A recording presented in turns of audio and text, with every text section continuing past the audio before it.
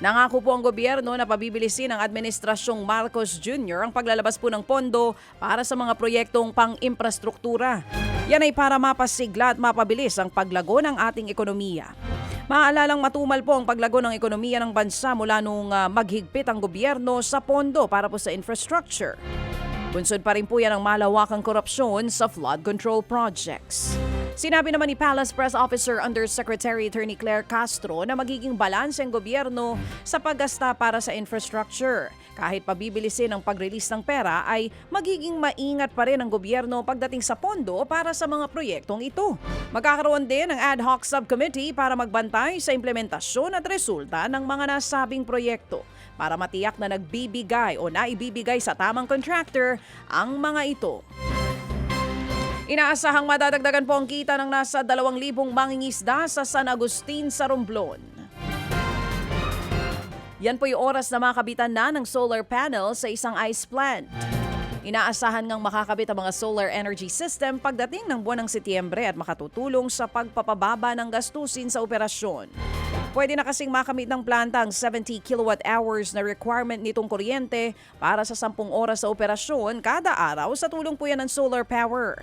Hindi na rin kakailanganing umasa ng planta sa koneksyon ng kuryente sa power grid.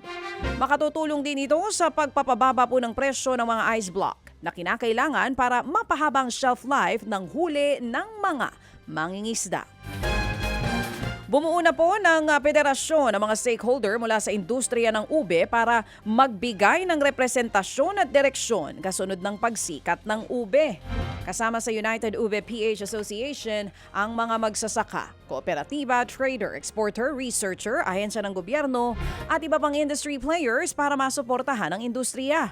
Sinabi ni Agriculture Secretary Francisco Chu Laurel Jr., kung gusto ng Pilipinas maging isa sa pinakamalaking exporter ng ube, mahalagang mapalakas po ang industriya para makamit ang demand para rito at matiyak na nakikinabang ng tama ang mga magbubukid.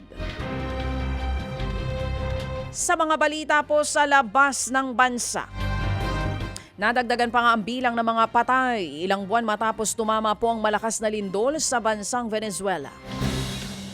Ayon kay National Assembly President Jorge Rodriguez, nasa higit 6,400 ang nasawi.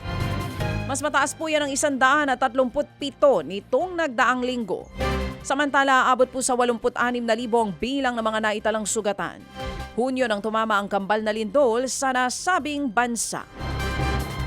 Sa bansang Greece, 3 patay nang bumagsak pong sinasakyan na private helicopter sa Sifnos Island. Ayon po sa investigasyon, sumabog ang aircraft matapos bumagsak sa tolos sa isang bahagi po ng sikat na island destination. Bagamat kaagad na-recover ang labi ng 3 biktima, hindi pa matukoy hanggang ngayon ang pagkakakilanlan nila. Sa iba pang balita, naglunsad naman po ng fish competition ang syudad sa Libya bilang tugon sa dumadaming populasyon ng kanilang nakalalasong isda. Isinagawa yan sa syudad ng Misrata nitong nagdaang linggo. Umaabot po sa halos 500 isda ang nakuha ng mga nakilahok sa kompetisyon. Ang nasabing poisonous na fish species ay ang Lagocephalus celeratus na matatagpuan po sa Mediterranean Sea. Mga kapatid, patuloy po kayong tumutok sa 105.9 True FM para sa totoong balita, impormasyon, music and entertainment. Mag-subscribe sa aming YouTube channel at podcast at sundan nyo kami sa Facebook, Instagram, X at TikTok sa True Network PH. Bisitahin din po ang aming official website, truefm.ph. At panoorin din kami sa True TV Signal, Channel 19. Kami po ang 105.9 True FM. Laging true sa'yo, kapatid.